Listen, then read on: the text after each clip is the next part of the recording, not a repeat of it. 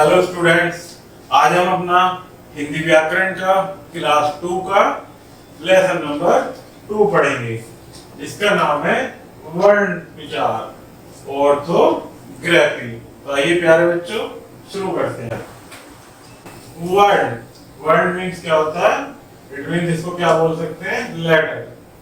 मनुष्य के मुख से निकलने वाली ध्वनि की सबसे छोटी इकाई वर्ण कहलाती है। किसे कहते हैं प्यारे बच्चों? वर्ण। मनुष्य के मुंह से निकलने वाली ध्वनि की सबसे छोटी इकाई क्या कहलाती है प्यारे बच्चों? वर्ण। जैसे क, मैं और ए। जैसे हम कैसे बनाते हैं एक शब्द कलम, तो ये कौन कौन से वर्ण से मिलकर बना है प्यारे बच्चों?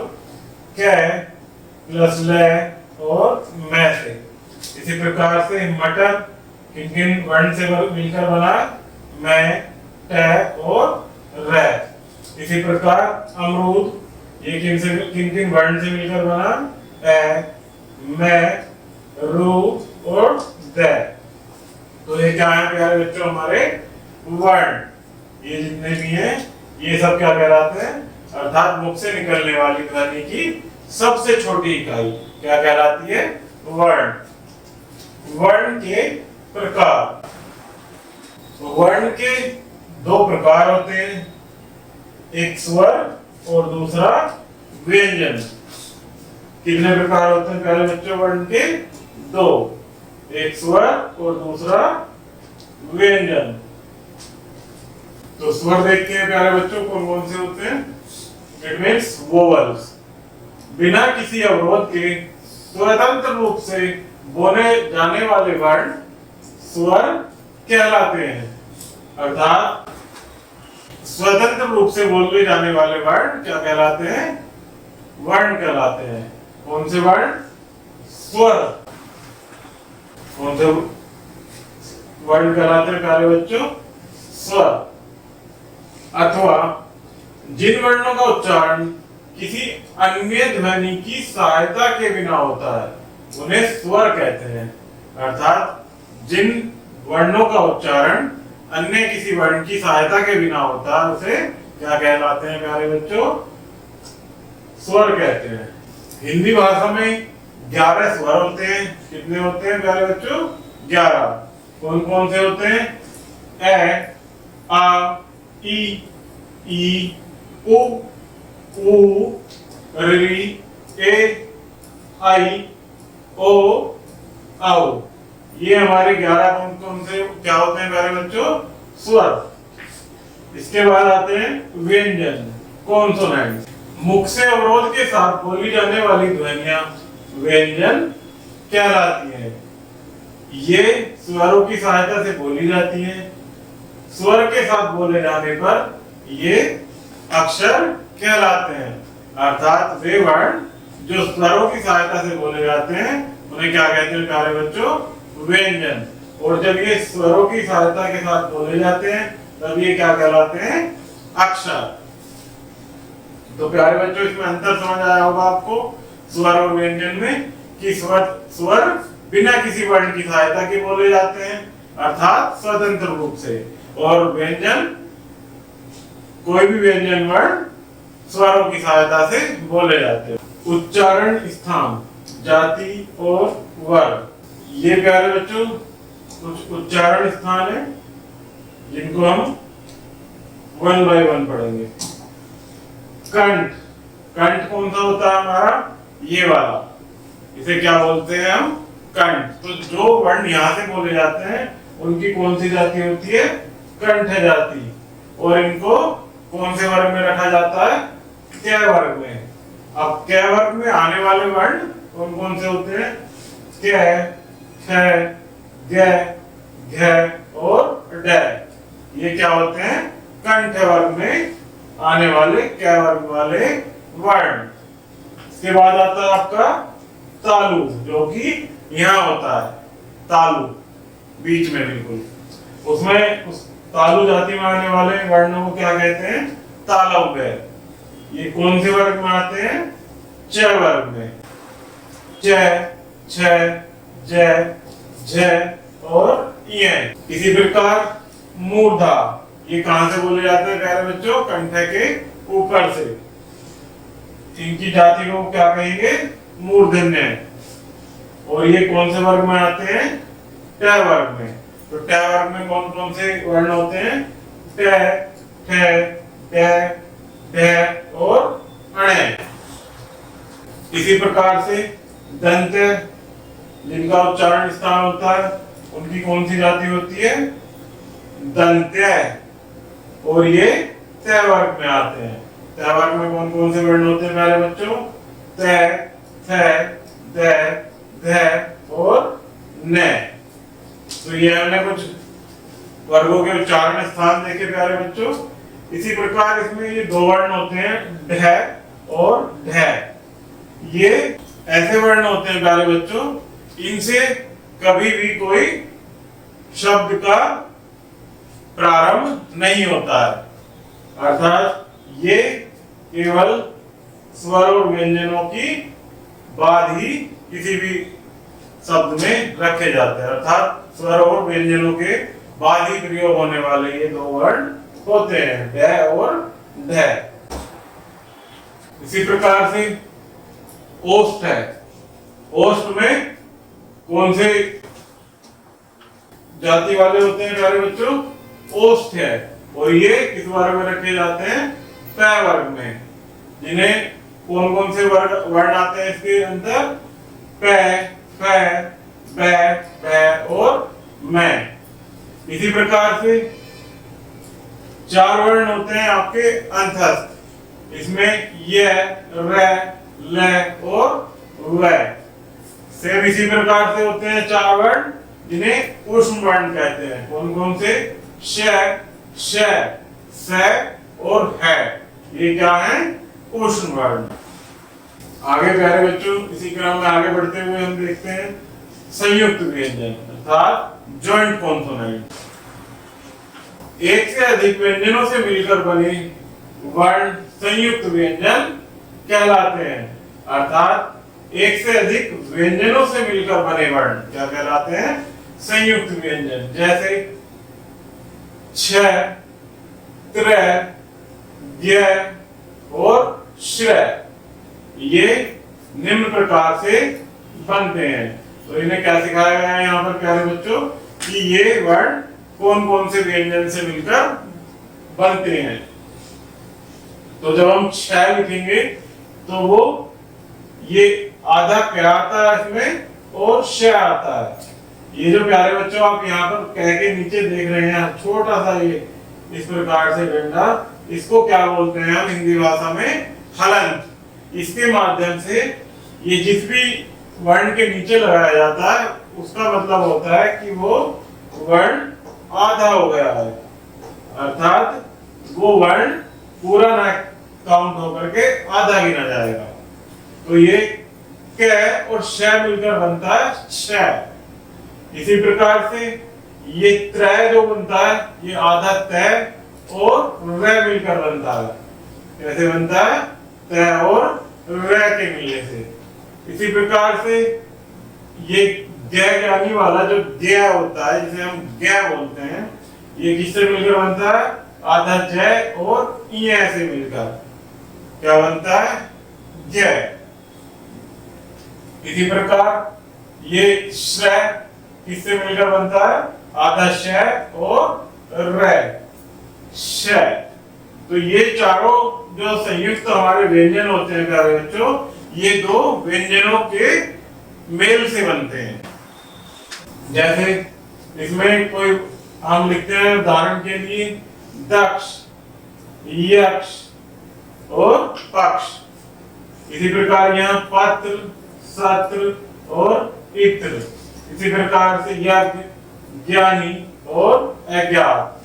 यहाँ पर श्रम, आश्रम और विश्राम। तो इसी क्रम में प्यारे बच्चों आगे बढ़ते हुए हम देखेंगे अनुस्वार, नेसल। कौन कौन से होते हैं, किसे बोलते हैं अनुस्वार?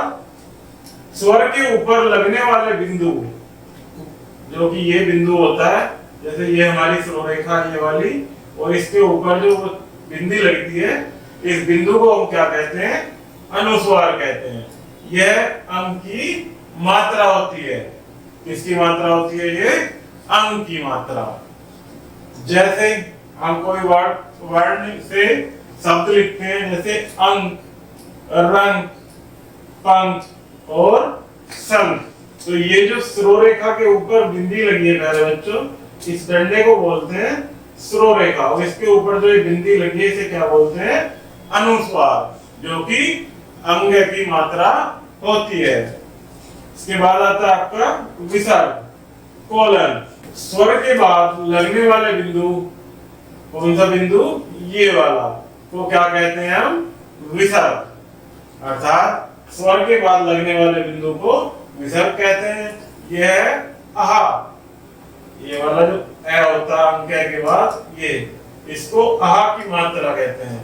जैसे दुख, अतः और प्रातः, ये क्या है प्यारे बच्चों? विसर्ग। जब दो बिंदु ऐसे लगा दिए जाते हैं इनको क्या बोलते हैं? स्वर। इसी प्रकार से हमारे होते हैं अनुनासिक। कौन से होते हैं ये? अनुनासिक वर्ण, अर्थात सेमी नेसल। स्वर के बाद लगने वाले चंद्र बिंदु अनुनासिक कहलाता है। अर्थात स्वर के बाद जो चंद्र बिंदु लगता है, जैसे ये हमारा श्रोरेखा हो गया ये, और यहाँ पर अगर हम ये चंद्र बिंदु लगा दें तो इसको क्या कहते हैं प्यारे बच्चों? अनुनासिक। या ऊपर कोई हमने शब्द लिखा है उसके ऊपर ये लगा दिया जाता है तो इसको क्या बोलते हैं? चंद्र बिंदु। अनुनासिक कहलाता है। जैसे ये आंख, आंख के ऊपर क्या लगा है? ये चंद्र बिंदु, तो इसे हम क्या बोलेंगे प्यारे बच्चों? अनुनासिक। इसी प्रकार से हंसना, श्वास और बांस, ये क्या होता है प्यारे बच्चों? अनुनासिक कहते हैं इसको। तो इसमें कुछ पॉइंट्स दिए गए हैं जिनको हम वन बाय वन पढ़ेंगे। अनुस्वार यानी इस शिरोरेखा के ऊपर बिंदु, चंद्र बिंदु नहीं, केवल बिंदु के उच्चारण में वायु नाक से निकलती है। जब हम इसको बोलते हैं चांद, तो यहाँ वायु नाक से निकलती है, चांद। और रंग, कंक, इस प्रकार से चंद्र बिंदु लगे वर्णों के उच्चारण में वायु नाक और मुंह दोनों से बाहर निकलती है। अर्थात जब हम पढ़ेंगे आंख, तो नाक और मुंह दोनों से वायु निकलती है। उष्ण व्यंजन बोलते समय मुख से गर्म वायु निकलती है। कौन कौन से होते हैं प्यारे बच्चों उष्ण वर्ण? अभी हमने पढ़े थे श, ये वाले उष्ण वर्ण कौन कौन से पढ़े थे हमने? ये वाले जो हमने उष्ण वर्ण पढ़े थे, श, श, श और है। जब इनका हम उच्चारण करते हैं तो वायु गर्म निकलती है हमारे मुख से। इसके बाद देखते हैं प्यारे बच्चों अनुनासिक। अनुनासिक में हमने पढ़ा तो क्या वो पढ़ रहे थे हम? उष्ण व्यंजन बोलते समय मुख से गर्म वायु निकलती है। हलंत, मैंने अभी आपको बताया था हलंत किसे बोलते हैं? जो हम किसी भी वर्ण को लिखते हुए उसके नीचे जो ये हल्का सा बहुत छोटा सा डंडा लगाते हैं, ये हमारे उस वर्ण को आधा कर देता है, जिसे हम क्या बोलते हैं? हलंत। स्वर रहित व्यंजन हलंत से दर्शाया जाता है। ये उसको आधा भी कर देता है, और आधा करने का मतलब होता है कि ये इसमें इस वर्ण में स्वर नहीं है, अर्थात ये वर्ण स्वर्ण रहित है। स्वर युक्त हो जाने पर ये अक्षर हो जाते हैं। अर्थात जब स्वर मिल जाता है तो उसको क्या बोलते हैं?